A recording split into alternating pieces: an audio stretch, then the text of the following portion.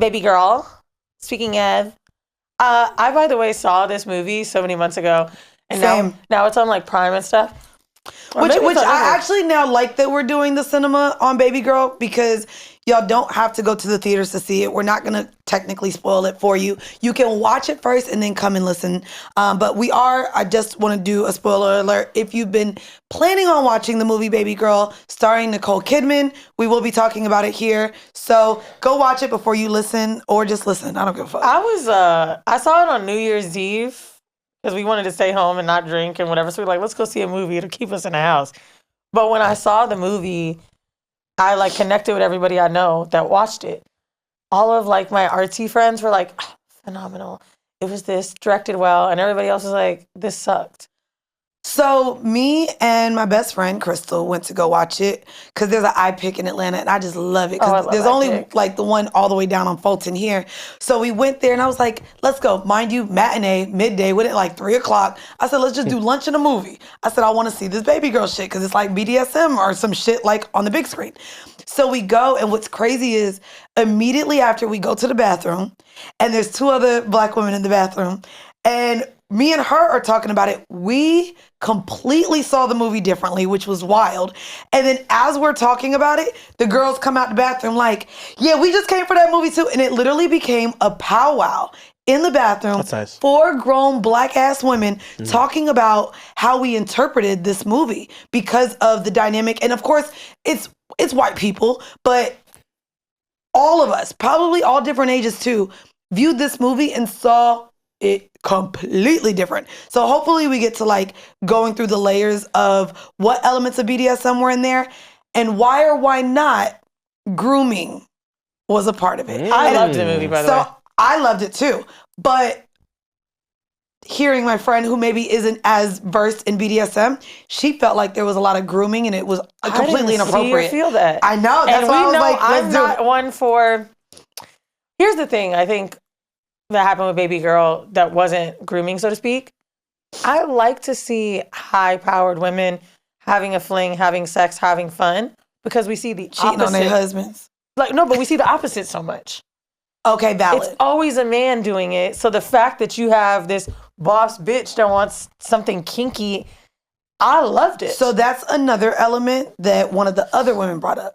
They felt like woman or man, a person of power should not have any sort, because of the power dynamic, it's unfair. It's they said so many things, but they actually look complete opposite perspective. They felt like it was predatory for her to be dealing with such a low ranking employee at her company. So I do have feelings about people having sex at work. Oh, okay. The Joy Taylor thing came up recently at a dinner I was at after Cleo Soul.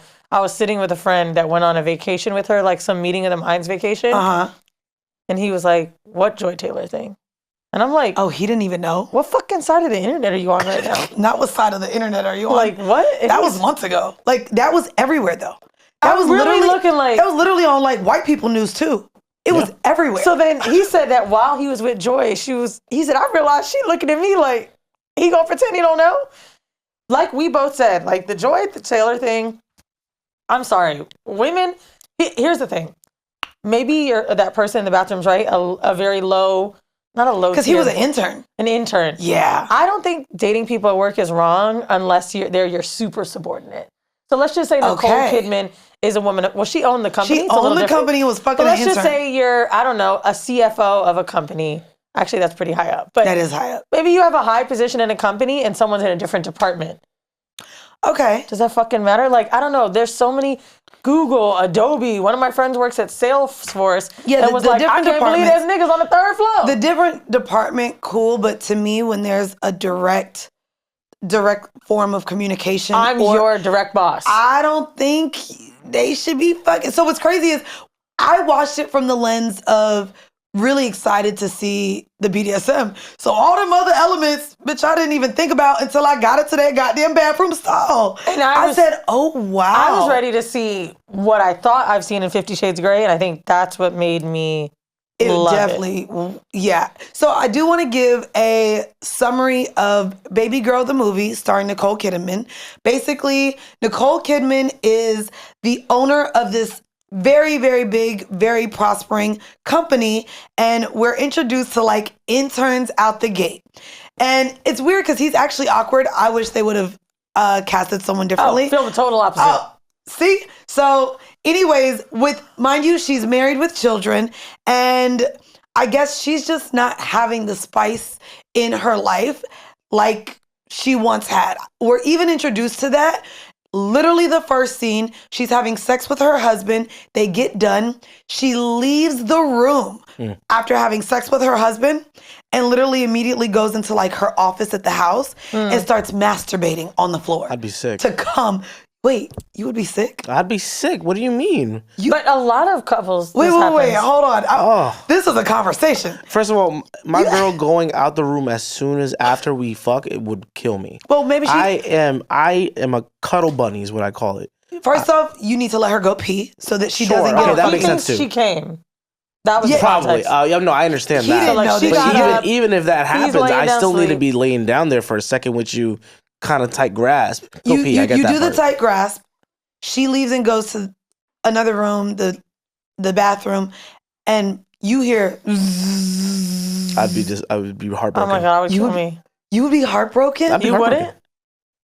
You just fucked your man and now he's going to jack off? If I say I'm done and tapped out and he needs to bust another nut?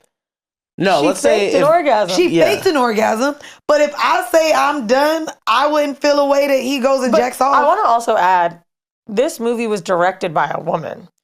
And I think it's important to note because a lot of what I was watching when I looked it up after, because a few of my like film buff friends kept talking about the writing and the film and the score. And I was like, damn, maybe I should look into this. I started to see how it was a woman. To start it with the fact that like sex life is not satisfying. Yep. Boom, you know this. I thought that was a great introduction. Me too. For sure. Also, the music was real good.